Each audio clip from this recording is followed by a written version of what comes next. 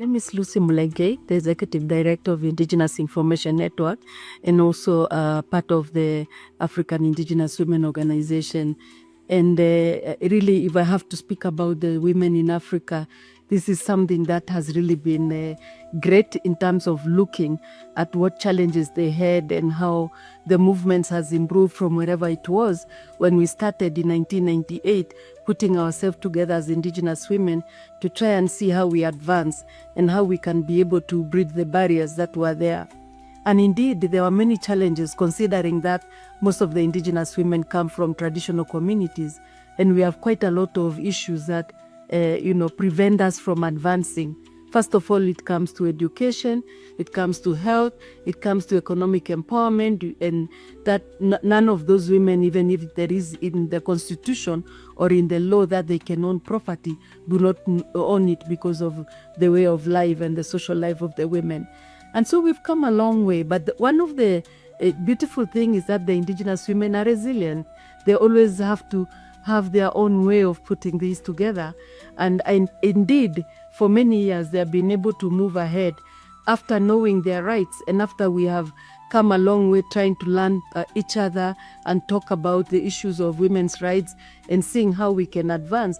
It has come to their mind that they have to really put their voices forward and that they need to make sure that they are visible and they are recognized and they can be able to do things that many other people don't do it. And with the help of so many of our partners, we've been able to train the women on issues of women's rights, on issues of traditional knowledge, to be able to understand and to know that that knowledge we have, that traditional life we have, is very, very important for us. And we can only advance and continue being identified as Indigenous people if we hold our own knowledge and we know how we can relate it and be able to transmit it to our children.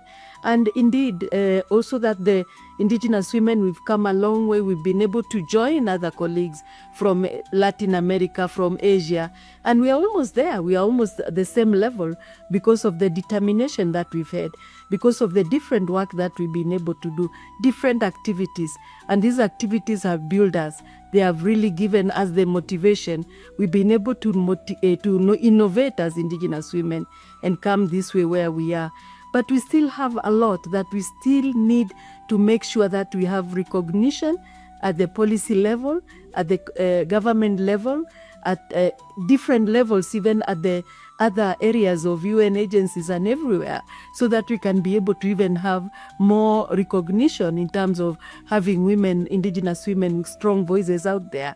And from Africa, we still have a long way to go, but I think we are taking steps that are positive and that are visible to many.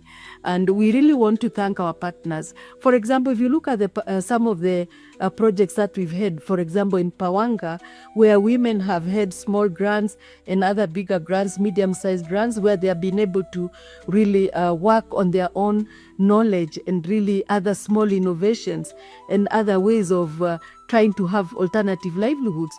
Those small grants have also been able to make them be visible and really share with the other communities from other local residents of different areas. If you look at what we've had also with FIMI, where we are celebrating 25 years, those 25 years have brought us a long way, and the support we've had from different governments who have also given money to our partners are really something that we want to treasure. We want to really hold with our two hands, because we know this is what has brought us to have these voices we are having.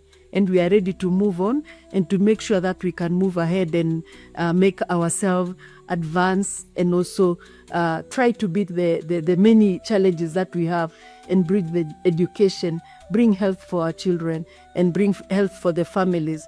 And of course, the economic empowerment, which is very, very important. The political participation is also there because we need it, but it's also a bigger challenge that has made us always set back, because we never make it where we want, but we will never give up, because we need to make sure that in the social, economic, and political, we are really there and we can be able to change our lives even further. So I think that is something that is very important that we want to put out there in the world, that we are here and we'll have to be here and we'll continue being there, and we want our future generation to ensure that there is a life ahead.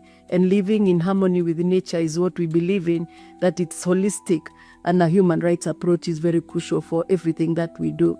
Thank you.